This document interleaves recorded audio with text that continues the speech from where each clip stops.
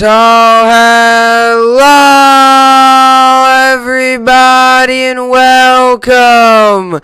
Yes, welcome back here at BSN Network. Get back here, BSN Network. This is BSN Network podcast here today. It is Wednesday, June 2nd here today. Hopefully everybody's having a good day so far and had a good rest of their day yesterday. It is in fact Wednesday, June 2nd here today. We are coming off of another big night in sports. The Brooklyn Nets get a big win. They move on to the second round, and obviously they beat the Boston Celtics, and they will move on to the second round. A big win for them, a big win for the Brooklyn Nets, and obviously now it causes a lot of changes in the Boston Celtics organization, and a lot of moves that went on today in the Boston Celtics front office, and we'll get into that to start off the podcast here.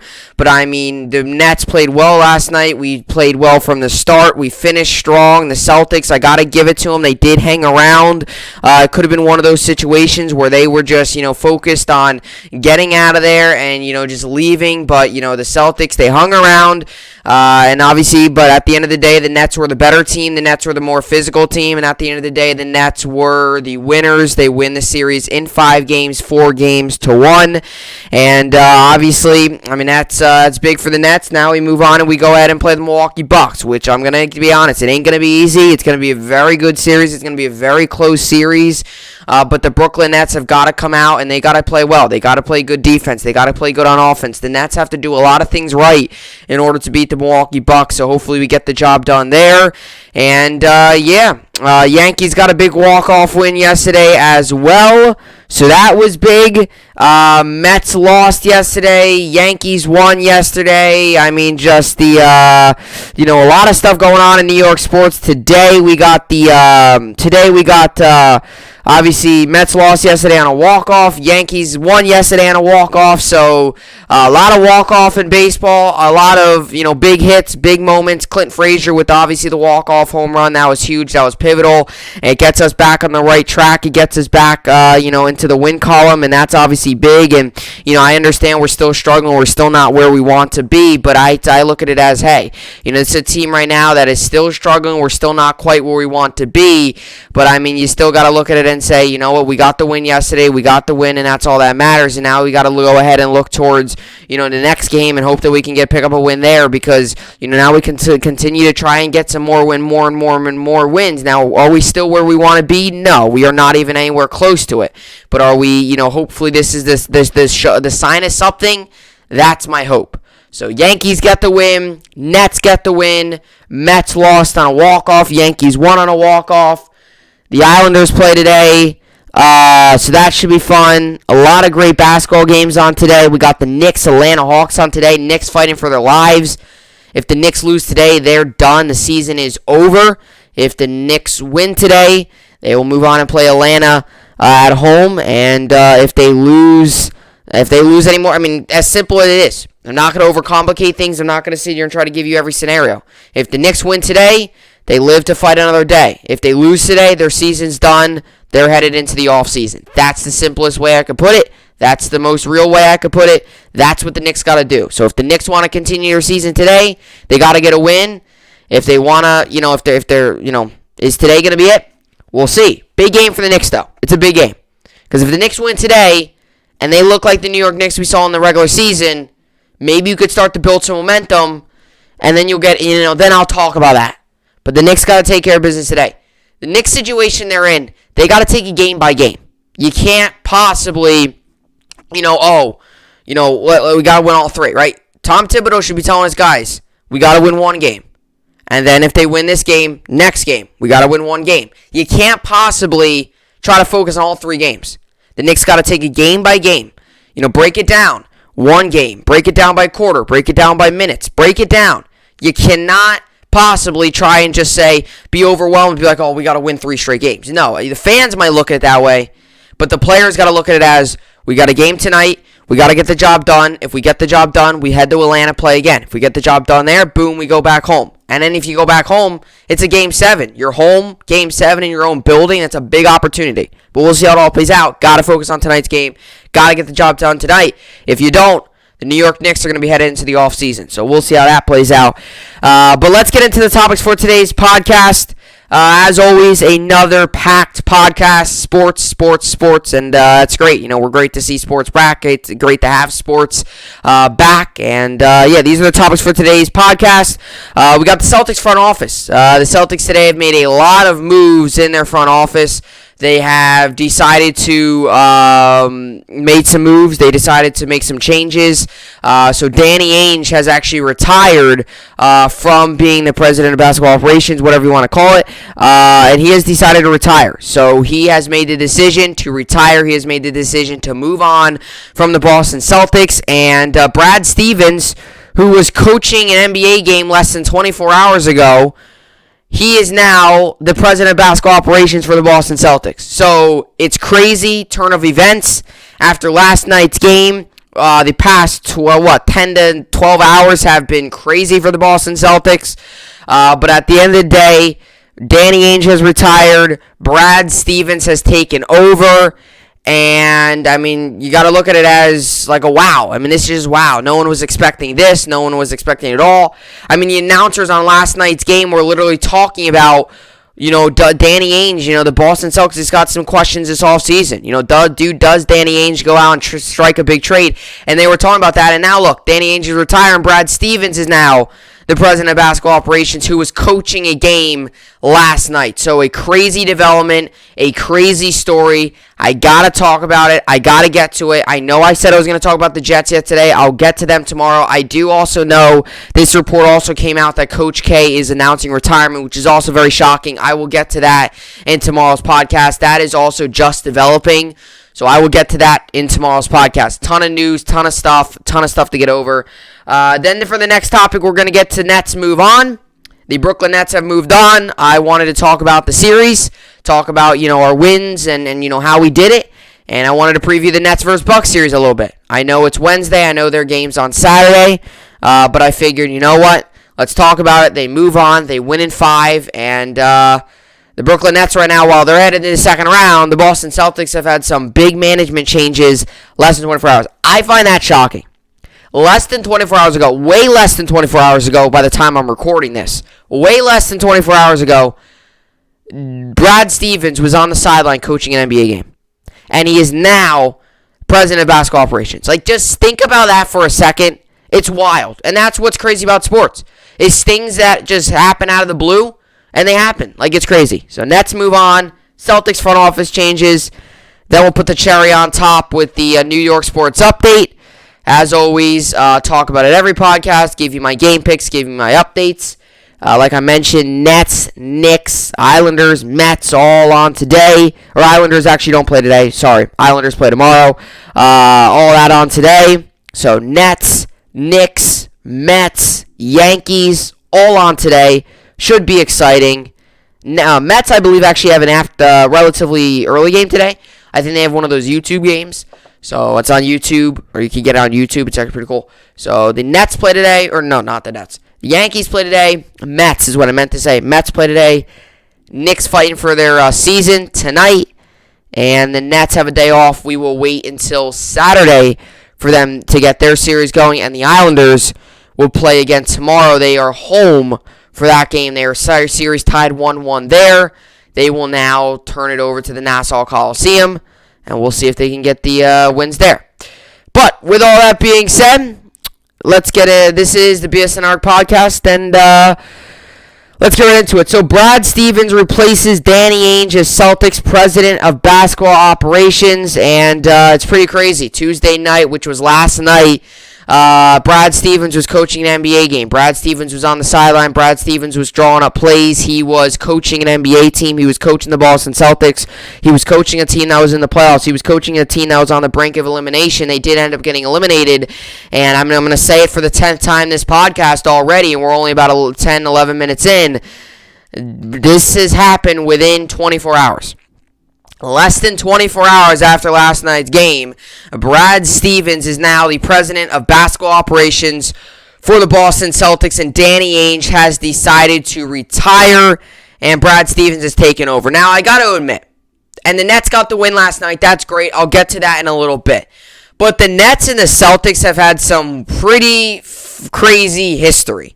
And it's only been really folded out in the past 9 years. We're sitting here in 2021. I guess you can kind of say the whole Nets-Celtics situation started in 2012 when the Brooklyn Nets struck the trade they call it, to get Paul Pierce and get Kevin Garnett from the Celtics. And we gave up so much stuff. We gave up a ton of stuff. We gave up so much. We gave up the entire borough of Brooklyn and some to get Kevin Garnett and Paul Pierce. And obviously, that trade backfired on us in the long run, and that's why the Brooklyn Nets for the past 6-7 years have been the laughingstock of the league. And so obviously we got our hands on Kyrie Irving, Kevin Durant, and this season made the trade to get James Harden. So that trade, known as the trade, has hurt the Brooklyn Nets organization for the past 9 years, really. Like I said, until we got to the point where we are now, where we got Kevin Durant, got James Harden, and got Kyrie Irving, now the big three, and we're headed on to the second round, and I'm very excited about it. But the Nets and Celtics go way back. So you go to 2012 now. A lot has happened in 9 years between these teams. They strike the trade. One of those picks, I believe only one of them. I believe the other picks, I don't know, it's not that they weren't good, but I believe the other picks didn't. One of those picks turned into Jason Tatum. We obviously all know Jason Tatum, their star player, arguably one of the better players in the league right now. He's definitely up there. He's not the best, but he's one of the young stars in the league. Then Kyrie Irving signs with Celtics. Now, this had absolutely nothing to do with the Nets, but he signs with Celtics. It will eventually have something to do with the Nets.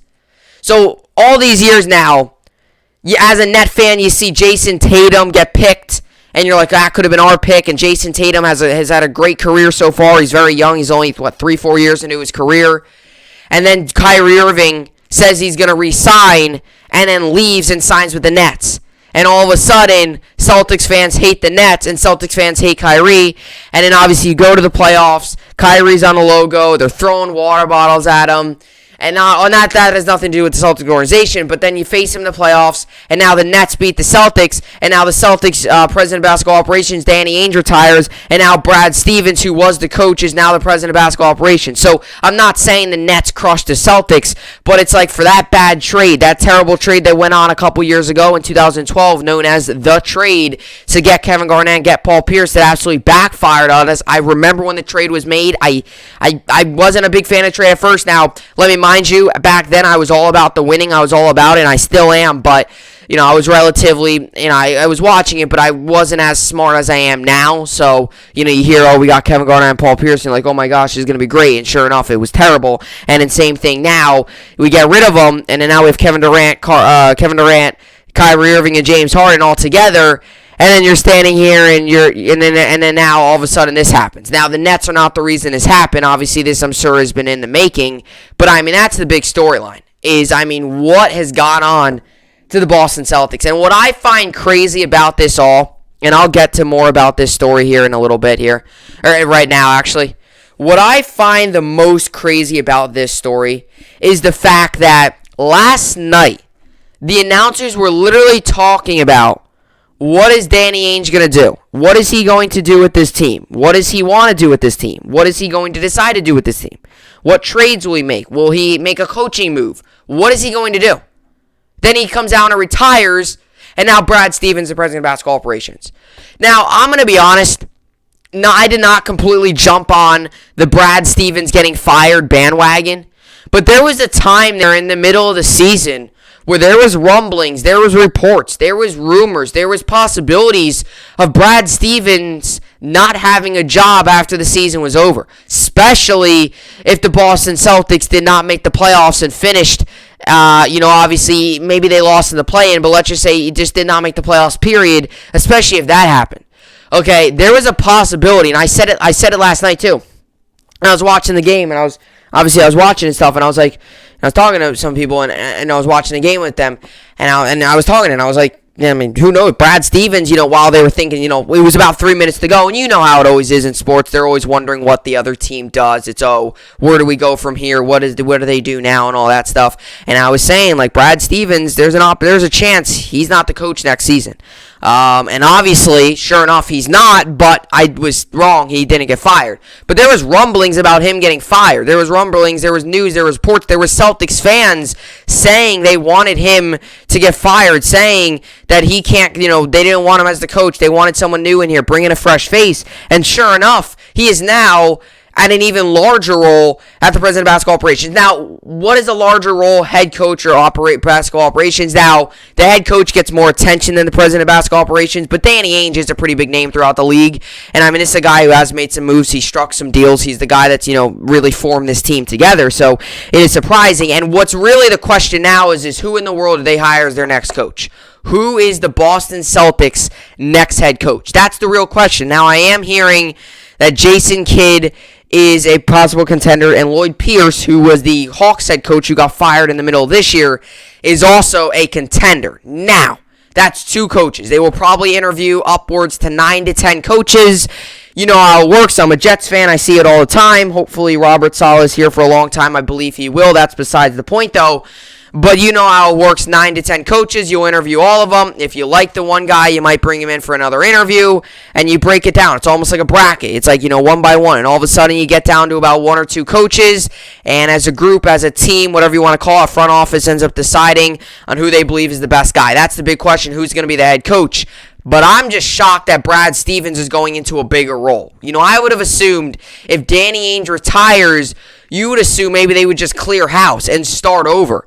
Now, it's not really starting over with Brad Stevens because he's been in the organization, but you would just assume would they just clear house? Like Danny Ainge retires, you would maybe assume just clear house, start over, fresh start, fire the coaching staff, fire Brad Stevens, fresh start.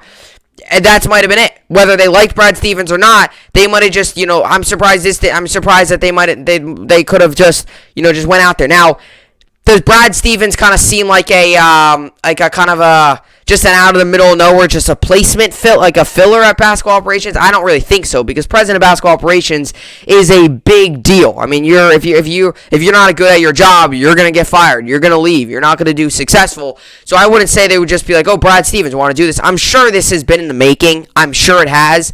I mean, I can guarantee you that before last night, they knew that this was going to be the case. Maybe if they went further into the playoffs, maybe things would have changed. But I can't imagine Danny Ainge last night. He was sitting there in Barclays Center. I would imagine he knew that he was going to retire. I would imagine he did. I can't picture him after last night's game saying, you know what, I feel like retiring. No, he probably made that decision, and it was obviously, whenever their season came to an end, he obviously made it public, and that's the big thing. Now, Danny Ainge, I am hearing that might go to Utah as well, which is kind of surprising because he retired. Now, he might get a little bit of a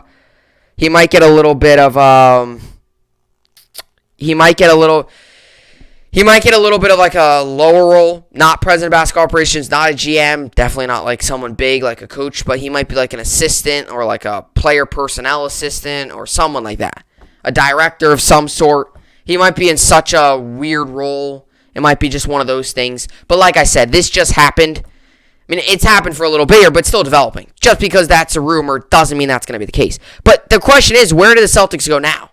Because they don't got a coach. And is Brad Stevens going to keep the staff that he built, or is he going to get rid of the staff that he built? That's another big question.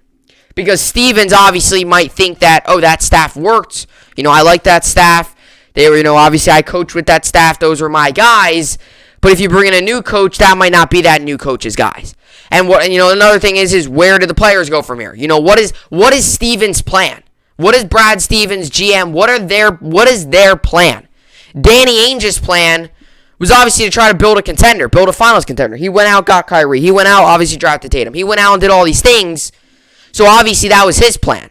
Is Brad Stevens' plan to maybe do a little bit of a restart? Is Brad Stevens' plan to, he likes what they got going and maybe only add on? Is Brad Stevens completely like what they got going and maybe just believe if they get the right coach in here, just go ahead and maybe they just, get the right coach in here, maybe add on to little pieces, little by little here on the roster. Maybe that's what they believe. That's the big question mark, is what is Brad Stevens' plan? That's a big question. Now, it's always a question. No matter if it's a new guy or a guy that's already been there, it's always a question of what they're going to do in the offseason. Are they going to go out, strike a trade? I don't think Danny Ainge was going to go into a full rebuild, but is Brad Stevens going to, maybe think about hiring a new coach? And, he's not thinking about it. He's definitely going to have to hire a new coach. Is he going to go out there and, help with the process of hiring a new coach and maybe say, you know what, let's build this thing? Or is he going to say, you know what, let's take a step back, build some more young talent, develop some of the young talent we got, and maybe, we're here, finals are about here, maybe we should take a step back and kind of restart a little bit. Not a full-on restart. Not where you're going to be the worst team in the league. You're still going to be competitive, but maybe take a little bit of a restart. Or is Brad Stevens going to be that guy? Is he going to be like a Sean Marks with the Brooklyn Nets and go completely out there and go trade for everyone and try to build this super team in the East? What is he going to do? That's a big question. It's just a crazy development to think that Stevens, whose name was in the conversation of possibly getting fired because the Celtics team this season underachieved a lot, especially with Jaylen Brown having the year he had, to now be the president of basketball operations. And I believe what their plan is to build. I don't think they're going to take a step back. I really don't. I don't think Brad Stevens that kind of guy, because they're close to a championship. They're not there yet. They're close. They thought they were there with Kyrie Irving. They didn't get there. I don't think they're there yet. Now, Tatum, Brown, and Smart have been very good together. Do you need another piece? Kemba Walker. They're a very good team, but they're not at finals yet. And like I said, is Stevens going to be that guy that's going to go out there and just go all in and just go ahead and say, you know what, trade for everyone, get everyone, do everything? Or is he going to be kind of conservative? Play it out, see how everything else goes. But I'll tell you what, this is going to be a very big offseason for the Celtics. This could be a huge offseason for the Celtics because it all starts with the coach. If you get the coach wrong, your franchise is automatically set back 2 to 3 years. That's going to be Brad Stevens and this front office's big first test, is who do they hire as a head coach? And if they do hire, not if they do, but when they do hire a head coach, who's it going to be? And if he's successful, if the fans like it, if the players like it, if they gather around him, then that's already a right start. If you hire the coach and the fans don't like it, not that the players wouldn't like it, but maybe you just don't see that much energy, you already started on the wrong foot. The coaching hire for Brad Stevens in this front office is a big deal. And this will really decide not only how the season's going to go next year, but how the rest of this offseason will play out. Let's read this quick article here on Brad Stevens replaces Danny Ainge as Celtics president of basketball operations. After being eliminated from the postseason on Tuesday night, the Boston Celtics front office will undergo significant changes. The team announced on Wednesday that Danny Ainge is retiring as president of basketball operations, with Brad Stevens vacating his position as head coach to replace Ainge. Helping guide this organization has been the thrill of a lifetime, and having worked side by side with him since he's been here, I know we couldn't be in a better hands with Brad guiding the team going forward, Ainge said. I'm grateful to ownership, all of my Celtics colleagues, and the best fans in basketball for being a part of the journey. He's obviously retiring as he's retiring as president of basketball operations. Per ESPN's Adrian Wojnarowski, Stevens will assist the team in its search for a new head coach. So Woj said this: Stevens has been described as worn down with coaching since the bubble and welcomed the chance to make the transition to front office, sources tell ESPN. Stevens will help lead the search for his successor as head coach. So it looked like he will be in the coaching search. Now, that's obviously a little bit of ownership, a little bit of GM. There's the front office is, all of them have a little bit of a piece in that coaching search. It's a big deal. Despite making the playoffs, the Celtics had a disappointing 2020-2021 season overall. They dealt with a series of injuries to key players and finished 36-36 during the regular season, their worst record since the 2014-2015 campaign, where they went 40-42. Boston lost to the Brooklyn Nets in 5 games in the first round of the Eastern Conference playoffs. Expectations were high for the Celtics coming into this season. They advanced to the Eastern Conference Finals last year in the bubble before losing to the Miami Heat in 6 games. It marked the 3rd time in the past 4 seasons that Boston reached the Eastern Conference Finals, but it was never able to get over the final hurdle to play in the NBA Finals, which, like I said, they're very close. They're just not there yet. I mean, if you're making the Eastern Conference Finals and you're not getting to the finals, that goes to show you that you're just 1 or 2 pieces away, not even really 2, 1 piece away from getting there. Now, let me mind you, some of those losses came to the Cavs and when the Cavs and Warriors were in it every year, but still. Stevens has been the Celtics head coach since July 2013. The 44-year-old ranks 4th in franchise history with 636 games coached and 354 victories. He led the team to the playoffs in each of the past 7 seasons. And he's 44, so he's still relatively young. And actually, when he took over, he was like 36, 37. So he's still relatively young. He's only 44, which, for basketball coaches, relatively young, considering some coaches out there are, 50s, 60s. You see, in the MLB, Tony La Russa he's like 70s and he's coaching. There's some older coaches. He's relatively young for a coach. Or for president of basketball operations especially, too. But sometimes you see the younger guys, they'll be more in the front office. Head coaches usually tend to be a little bit of older.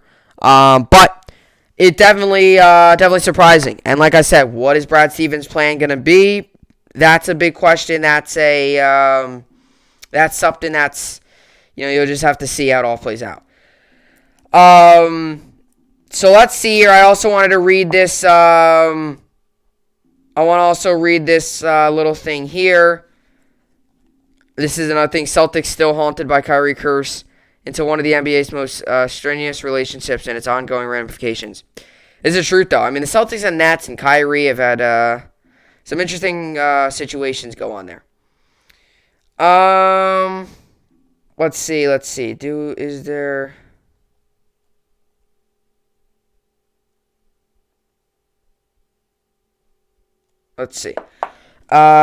another? I thought there was another article here. Anyway. Okay, so this is it. So this was Danny Ainge could leave Celtics and could join Jazz. Danny Ainge steps down as president of basketball operations. Brad Stevens joins front office. So I also wanted to read this quick article. This is more about Danny Ainge. So this is what it says. We'll start off here. Boston Celtics president of basketball operations Danny Ainge has stepped down after the team was eliminated from the 2021 NBA playoffs by the Brooklyn Nets on Tuesday night, the team announced. ESPN's Adrian Wojnarowski initially reported the news, adding current Celtics head coach Brad Stevens was expected to leave the sidelines and assume a more prominent front office role with the team. The team announced that Stevens will take over as president of basketball operations and that Ainge will assist in the transition.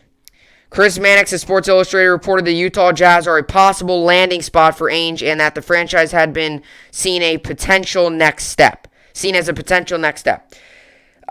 Stevens, it's more about him, blah, blah, blah. He was underwhelming for Boston, 7th season. Jaylen Brown missed the entire season, blah, blah, blah. So the departure of Ainge would amplify speculation the Celtics are thinking about serious overhaul, especially since he downplayed rumors about talking on a lesser role of June last month. I have thought that way before, and that's not going on right now, Ainge said May 20th on 95.5 The Sports Hub Radio via Hayden Bird of the Boston Globe. ESPN Brian Windhorst and Tim Bontemps reported Tuesday after Boston's elimination what the team could be stuck in the middle with Brown and Jason Tatum, understandably untouchable, and limited financial flexibility under the salary cap. That would leave Marcus Smart as the likely top trade asset. He happens to be Ainge's favorite all-time players. To be one of Ainge's favorite all-time players, fills one of the most desired roles in a league vicious defender and perimeter. Windhorst and Bontemps wrote, Smart is also due for a contract extension. The notion of trading him while getting better at the same time is a major challenge. Ainge, 62, started his playing career with the Celtics as a second-round pick in the 1981 draft. The two-time NBA champion was traded by Boston in 1989 and then returned to the executive role in 2003. He was named NBA Executive of the Year in 2008 for his work building the team's title-winning roster. The C's reached the NBA Finals again in 2010 before losing to Los Angeles Lakers, but they haven't been back since, despite 4 trips to the conference finals. Now their first-round playoff exit has led to a significant restructuring of the front office, with Stevens being tasked with the key off-season decisions. So, I mean, talk about going into the off-season, kind of, losing isn't easy. So what I'm about to say might sound extremely stupid, but losing isn't easy. I understand. So the thing I'm about to say is about going into the offseason smoothly. No one ever enters the offseason smoothly. There's always going to be teams having questions. But in terms of, changes, I mean, you already talk about moves and changes. The Boston have already made those moves. Or at least, Boston didn't make Danny Ainge retire. Danny Ainge retired himself. But what I mean is they decided to bring in Brad Stevens. And obviously, Danny Ainge said he believes that Brad Stevens is the right guy for the job. He's not going to sit up there and say, oh, no, I don't believe he's the right guy for the job. He's just going to he's going to do it anyway. That's not going to be the case. But we'll see. We'll really see. And like I mentioned, this team did underachieve this season. This is a team that's a very good team. They got talent. They got guys, but they went 36-36, and there was a moment there where, there was maybe some possibility of Brad Stevens getting fired. And he did say that he kind of lost coaching a little bit in the bubble. He just didn't have that drive anymore. And that was smart of him to kind of say, I didn't have the drive anymore. And that's probably why they struggled this season. He just didn't have the drive. He just didn't have, he just didn't feel, he wasn't like, oh, I'm so excited to coach today. He kind of lost the drive a little bit, which is obviously, I'm sure, tough. And you can't be coaching an NBA team if that's something you don't really enjoy that much. So, Brad Stevens, Boston Celtics, big time overhaul, and already here they're going to be they are already got moves like I mentioned this season. They went 36-36, made the play-in series, but they just weren't good enough. And obviously, at the end of the day, you look at it and you look at this roster. And, they did say that Marcus Smart might be the odd man out, but you look at the roster. They got Jaylen Brown. They got, they've got guys like Jaylen Brown. They got Jason Tatum. They've got some guys here, Marcus Smart, Tristan Thompson, Kemba Walker. They've got talent. Robert Williams, although he wasn't very healthy throughout the playoffs, he had some injuries there with the ankle, I believe. But although the issues involving, although there was some problems with, the injuries with him, he had a good playoff while he played. He's, one of those guys you could be looking at. Peyton Pritchard he actually had a pretty good year this year. He definitely had his moments. So, you look at this roster, and they went out and got Evan Fournier at the deadline, and that's not a finals changing move, but that is definitely a move that, you got to sit here and say, that's definitely a move that you might sit here. In mid-season trades, they got Evan Fournier, they got Jabari Parker, and they got Luke Cornett, and obviously Fournier was definitely the most impactful, but Fournier, a guy who, once again, they got him to be a solid role guy, just go out there, get you some points. They did not get him to make a finals contend. There was not a finals or bust type move, but they went out and made him. So they were making moves. Marcus Smart, it will be interesting to see what happens to him. That will be interesting. He plays with a lot of passion. He plays very physical, and he is a guy that contract situation is kind of in a little bit of an iffy area. He might want an extension, but the Celtics might have to not have the cap room, although they might want to sign him. It's one of those complicated situations. So, Brad Stevens, although this team made the playoffs, although this team has a lot of talent, he's definitely got a lot of work ahead of him. There's decisions that are going to have to be made. He's going to first off have to make the head coaching decision. Him alone won't make that, but he's going to be involved. And if he makes the wrong decision, they're probably going to flip it back on him. He's also going to have to make some decisions along with the roster. I don't imagine this roster being exactly the same, but do you want to go full out and contend for a finals? I would imagine they do. You might need another piece here. What do you do with Marcus Smart? You obviously Jason Tatum and Jaylen Brown aren't going anywhere, especially after the year Jaylen Brown had, although he did get injured and obviously broke his wrist. But after the year he had, You cannot say that he's Jason Tatum and Jaylen Brown are the face of the face of the franchise. Them two together, they are the face of the franchise. Marcus Smart, on the other hand, very good player. He might be gone. He might be the odd man out. So, like I said, a lot of stuff to get to, a lot of work this offseason. They are lucky that they're in a situation where they got a lot of talent. You know, if you're Brad Stevens, I'm sure he's glad that he's taking over that type of roster. Although there are decisions to be made, he's taking over a roster with talent. Jaylen Brown, Jason Tatum. At the moment, Marcus Smart.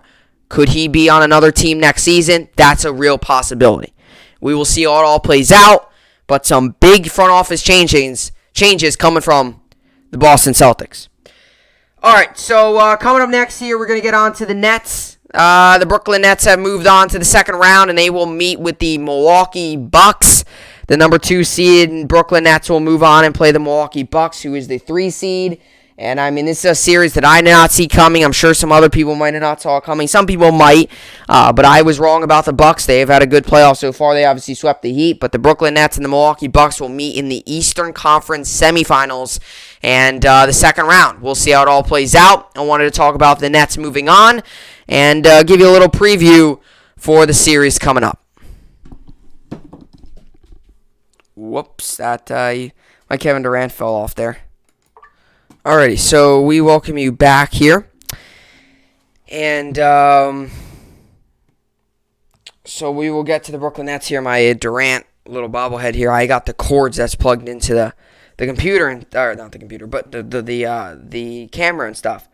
So it was kind of funny that fell off. But anyway, let's get to the Brooklyn Nets here. So obviously, the Brooklyn Nets have moved on, and the Boston Celtics, we just talked about that. Big basketball today on the podcast. But obviously, we just talked about the Boston Celtics, and we just talked about their front office changes. We just talked about what went on with them and what is going on with them. Obviously, a big offseason ahead for them. And it's the truth. It is a big offseason ahead for them. But the Brooklyn Nets obviously defeated the Boston Celtics in 5 games. They defeated them 4-1. They obviously won the first 2, lost the third game, won the fourth, and won last night's game, which was the 5th game. So, you know, here's my thing with the Nets, right? This was a series that we were expected to win. All of us Nets fans expected us to win. It was a series where the NBA expected us to win. I mean, there wasn't many fans out there who had the Boston Celtics winning this series. Now, there might have been some Boston fans out there. There might have been some people that believed that Boston would have been able to pull off the upset. Now, especially without Jaylen Brown and the fact that Kemba Walker, missed some playoff games there as well, the Brooklyn Nets got the job done. And I'm glad that they got the job done. I'm glad they got it done. They won in the ways they were supposed to win. There really weren't close games. I mean, they won the first game. Let's see here. They won the first game by 11. They won the second game by 22. They lost the third game. That was actually close, though. But then you win the third game by, 15? And then, then you win the fourth game, or fifth game, which was you won the fourth game, then you won the fifth game last night. You won the fifth game, obviously, by 14 points. So they did, obviously, their job. They got it done. And that's how it is in sports, right? You could enjoy a win. You could enjoy it. As a fan, I'm enjoying the win right now, although my eyes are also set on the Milwaukee Bucks at this point, and I want that series to get underway. I'm excited. I'm pumped up for Saturday to get that series going, and that's where it really happens now. In a way, I feel like, and nothing against the Celtics, because they're an NBA team, and a win's a win, and I'm glad we got the series win, right?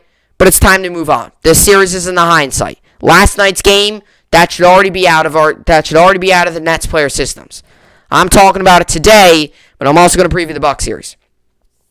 I feel like, in a way, the series against the Boston Celtics, once again, nothing against the Celtics. Now, they did struggle this year, Celtics fans can agree, and they were shorthanded. Without Kemba Walker, without Jaylen Brown, obviously they were shorthanded. But in terms of, now real competition, this is when it gets real. Is we play the Milwaukee Bucks in the second round. And this is big. This is a big, big, big series. Because the Milwaukee Bucks are a very good team. And obviously, you look at what they did against the Heat. They absolutely crushed them. And you look at the Brooklyn Nets, and you got to look at it and you say, hey, like the Brooklyn Nets right now, like we're or a team who took care of business against the Celtics, got it done in 5. These are two very evenly matched teams. Obviously, Giannis and the the Giannis, and he leads that Bucks team, and obviously you got the big 3 in the Brooklyn Nets with James Harden, Kevin Durant, and Kyrie Irving. And this is when I feel like, for a way, the playoffs really get going. That Celtics series, we got the win. That, in a way, was like a little bit of a warm-up. We got the job done there. We did a great job, focusing, taking it game by game, not getting focused on the second round, not worried about, anything else going around the league. We got the job done. We worried about what we needed to worry about. We went out there and we dominated. But now the Bucks is really, really, really where it gets fun and really where it gets interesting. Because now you go into a team that you played, it was tough against them in the regular season. I believe the Nets lost 2 out of the 3 they played against them. They did get the 1 win, and they actually got the 1 win with Harden and Durant, not with Irving. And obviously you got to play against Giannis and stuff like that. Now, as a Net fan, am I confident that we can win the series? Yes. But I think it's going to be a very close series. Because I don't think one team has a crazy advantage over the other team. I don't think the Nets, I think the Nets I do think the Nets have an advantage, but it's not by much. And I don't think the Milwaukee Bucks either have a huge advantage. Now, in terms of shooting and offense, I would give it to the Nets. In terms of physicality and maybe defense, maybe the Bucks. Because he got Giannis in there, a big guy in that paint, and a guy that can dominate in the paint. Now, in terms of paint presence, Bucks win in that category. But in terms of, offensive presence and shooting-wise, the Brooklyn Nets definitely win in that category. And that's really where I think it all comes down to in this series. Is who's going to be more physical, and are the Nets going to be able to stop Giannis somewhat? Somewhat stop Giannis. If the Nets stop Giannis, I want to say this.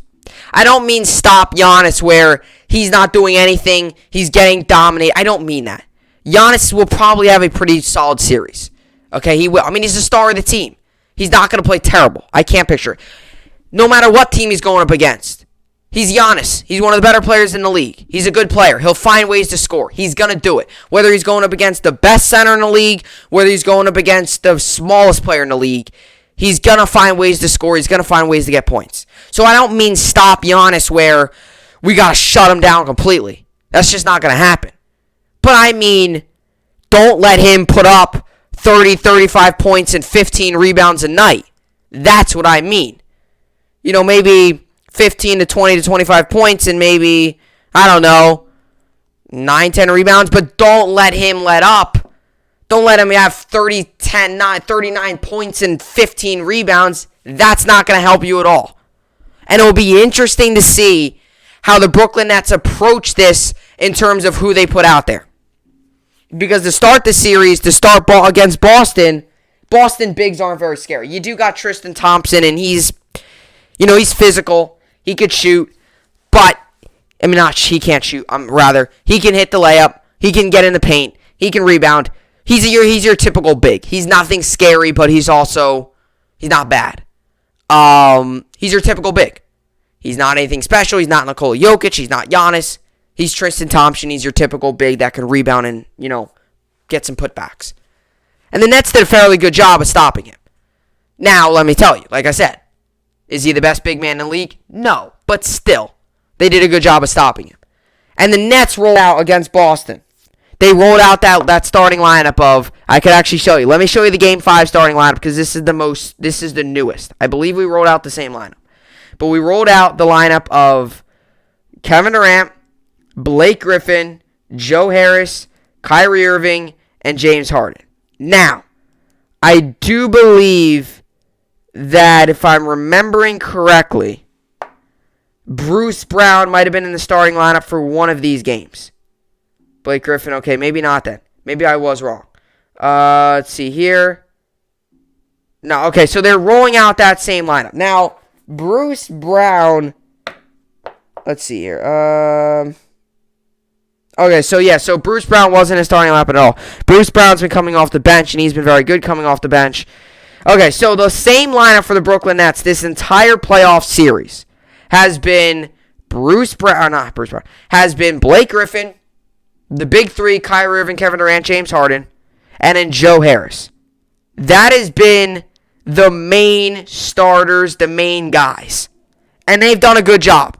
Joe Harris has been good. He's even been better passing the ball, I feel like. He's been really good passing the ball and sharing it and getting it around. He's so known for his shooting. He's been playmaking a little bit, which is surprising. I'm not saying I don't like it. I like it. He's been playmaking a little bit. He more is a catch and shoot kind of guy. He's been playmaking. But this is the lineup they've been rolling out there. Kevin Durant, Blake Griffin, Joe Harris, Kyrie Irving, James Harden. Now, obviously, you look at the big three and you go in and say, hey, that's pretty dominant.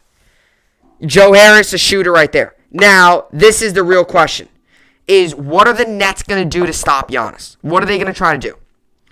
Are they going to put, technically, they don't even have on paper, they do have DeAndre Jordan as a center, but he's not playing. He hasn't played at all. He hasn't played in a really long time. Do you put Nick Claxton in there to try and guard Giannis?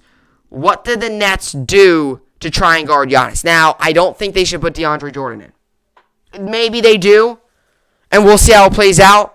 Maybe we get a little bit of a revamped DeAndre Jordan. I don't know what the Nets do, though. Do they put Blake Griffin in there and see how it plays out? Do they put Durant in there as a small ball 5? What do they do? That's a big question. I'm not really worried about, as a Net fan, I'm not really worried about the other players. Sure, Chris Middleton could play well, and they got, some solid defenders here and there. I'm not that worried, though. I'm really not. I'm not that worried about that. The only guy that we're going to have to really hone in on stopping is Giannis. Because he's given teams issues all year, and the past couple seasons especially, he's given teams some issues. How do the Nets do that? We'll find out on Saturday. Now, the Nets do open up as 4.5-point favorites. So this game's on at Saturday, 7:30 p.m. Eastern Standard Time on TNT, and they open up at 4.5-point favorites. This will be game 1. Now, the Nets do have home field advantage, so keep that in mind. That's big, because I can see this series getting into those deep 6 to 7 games here. That is big right there, is home field advantage. So the Nets will obviously get the first 2 home. Bucks will get 3 and 4 away, or Nets will get the first 2 home. Bucks will get 3 and 4 home. Nets will get game 5 home. Bucks will have game 6 home. Nets will have, if needed, game 7 home. I would love for the Nets to just sweep and move on, but we'll see how it all plays out. So that is going to be a good series. It's going to be a good series. Game 1's big. First quarter might be a little bit of a feeling out process for the Nets. They might try some things to see how it goes with Giannis. If Giannis gets off to a quick start, you might see some lineup changes. If they do fairly well stopping Giannis early on, if they do fairly well, the Nets do, taking care of business and, doing fairly well, getting into a groove early, you might see them just roll out there what they roll out there. Personally, what I think they're going to do is they're probably going to roll out Blake Griffin, the big three, and Joe Harris, because that's what they've been doing all playoffs. It got the job done against the Boston Celtics. Might as well try it again. And I actually have no issue with that, because you bring out offense, you get a little defense with Blake Griffin, you get some playmaking all of a sudden, and Joey buckets, and that's Joe Harris. It's just going to be interesting what lineup combinations do the Brooklyn Nets do. Do you see more minutes than with Nick Claxton? Do you? That's a question as well. Bruce Brown has gone 24 off the bench. He got that yesterday in Game 5. Do we see a little bit more? Do we see a little bit more with the? Do we see a little bit more? Big man Nick Claxton in there. Personally, I don't think we will see DeAndre Jordan at all. I know some Nets fans might speculate and say that. I don't. He did not have a good year. They obviously are sitting him for a reason. I don't see why they would just automatically put him out in the second round. Just automatically just throw him out there. That's how I personally see it. But, like I said, I'm not Steve Nash. I'm not a member of the coaching staff. This is up to them, and that's why I'm excited, because we'll find out Saturday night what they decide to do. I think it's going to be a very good series. It's going to be a very fun series, too. I don't think it's going to be a blowout one way or the other. I think it's going to be a close and fun series, and I'm excited for it. And obviously, Nets having home field advantage is a big question. Not a big question. It's a big deal. It's a big deal. Because this series I could see going far, and having home games late in the series is pivotal for the Brooklyn Nets.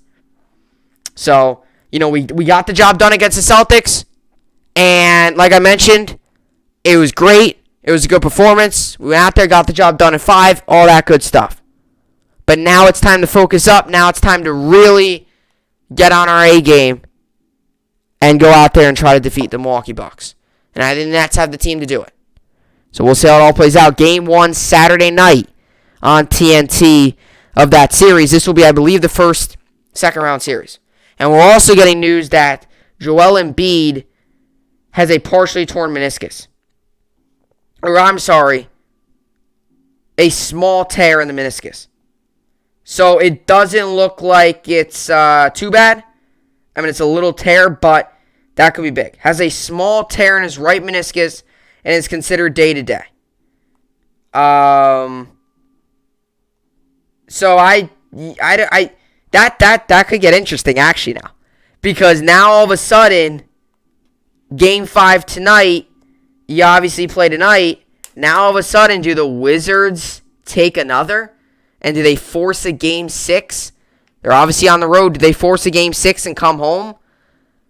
Obviously without Embiid, it's a big opportunity for the Wizards. He's considered day-to-day. I'm not saying the Wizards are going to win the series, but this series might go further than some think. And that's big for whoever wins the Hawks-Knicks series. This is big in general. Now, it's small meniscus tear. It's not like it's a partially torn meniscus. If that's the case, he's done for the season. It's small. So it could be the shortest, smallest thing ever, and it could cause some pain. And, obviously they're listing him as day-to-day, so maybe they'll just give him some time to heal. But that's definitely developing. He's going to miss tonight's game. So I could, the Wizards took advantage of him. He obviously got taken out of the other game. Wizards took advantage of it and got the win. Could the Wizards win again tonight? But yeah, so that's what I got there. Nets will get ready to play against the Bucks. Nets-Bucks, that should be a good series. Go Nets as always. And let's get into the New York Sports Update to finish off this Wednesday edition of the BSN Hour podcast. All right, so as for yesterday's NBA games, the Suns won against the Lakers. Lakers look lost without Anthony Davis. Lakers are one game away from eliminating the defending champions. And the Nuggets won as well, 147-140, despite Damian Lillard's 50 points and 12 three-pointers. 55 points and 12 three-pointers. The Denver Nuggets got the job done. Jokic had a very good, solid 38 points. That kind of got lost in the mix of the 55 points, but it got the job done. Obviously, like I mentioned, the Nets won as well. And obviously, 123-109. We moved to 4-1 in the series, and we got the job done. Harden at 34, Irving at 25, and Durant at 24. Harden obviously led the way. All right, so 4 games on tonight. We got the 76ers Wizards. Give me the Wizards. Without Embiid, give me the Wizards to win this game. I think the Wizards will win. Philadelphia right now leads 3-1. We got the Knicks Hawks. Knicks right now are on the brink of getting eliminated. Knicks are actually 1-point favorites. Sixers are 6-point favorites. Knicks are 1-point favorites. Give me the Hawks. Now, if the Hawks win tonight, maybe it'll make me... if the Knicks win tonight, it might make me think a little bit about picking them next game. But the Knicks haven't played well. I don't see why I could see them winning. They haven't played well. And you can't say, we played well at home. No, you lost game 1 at home. You did win game 2 at home, but you lost the next 2 and you're getting blown out. The way the Knicks have been playing, I think the Hawks win tonight. And I think they move on. Jazz, Grizzlies, give me the Jazz. And Clippers, Mavericks. You know what? Give me the Mavericks. This series has been road team winning. Actually, not Clippers. Clippers. I got a little ahead of myself there. Give me the Clippers. They've been playing much better. I think Jazz do get the series done tonight. And I think the Hawks do as well. All right, as for the NHL, yesterday the Lightning won against the Hurricanes 2-1. Tampa Bay takes a 2-0 series lead. And that was the games that were on yesterday. As for today, we got the Jets-Canadiens. This is the first game of the series. I'm going to give Jets the win. And Avalanche Golden Knights, give me the Avalanche win as well. I do think tonight's game will be closer, though. Give me the Avalanche the win. As for yesterday's, the A's won, Cardinals won, Angels won, Rockies won, Royals won, Cheaters won, Tigers won, Nationals won, Cubs won, Phillies won, Orioles won, Blue Jays won, and Indians won. Diamondbacks beat the Mets yesterday 6-5. Mets moved to 26-21 on the season. Diamondbacks moved to 20-36 on the season. And obviously, tough loss for the Mets there, but Diamondbacks got the win. Yankees won yesterday 5-3. They won in 11 innings. Yankees moved to 30-25 on the season. Rays moved to 35-21 on the season. Clint Frazier with a walk-off home run. A big win there. We needed that a lot. Get back on track. As for today's games, we got the Cubs, Padres. I'll give Cubs the win. Twins, Orioles give Twins the win. Blue Jays, Marlins give Blue Jays the win. Braves, Nationals give Braves the win. Cheaters, Red Sox give me the Cheaters the win. Rockies, Rangers give me the Rockies the win. Let's see here. Dodgers, Cardinals, I'll give Dodgers the win. And A's, Mariners give me the A's the win. Mets also play today. Mets versus Diamondbacks. Diamondbacks come in this game 20-36. Mets are 26-21. This game comes on today, 3:40 p.m. Eastern Time on YouTube. David Peterson on the mound for the Mets. Bumgarner on the mound for the Diamondbacks. I'm going to have Diamondbacks to win only because Peterson has struggled this season for the Mets as pitching. So I think the Diamondbacks will get the win.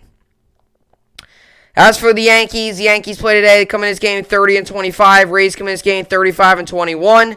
This game comes on today, 7:05 p.m. Eastern Time on Yes Network.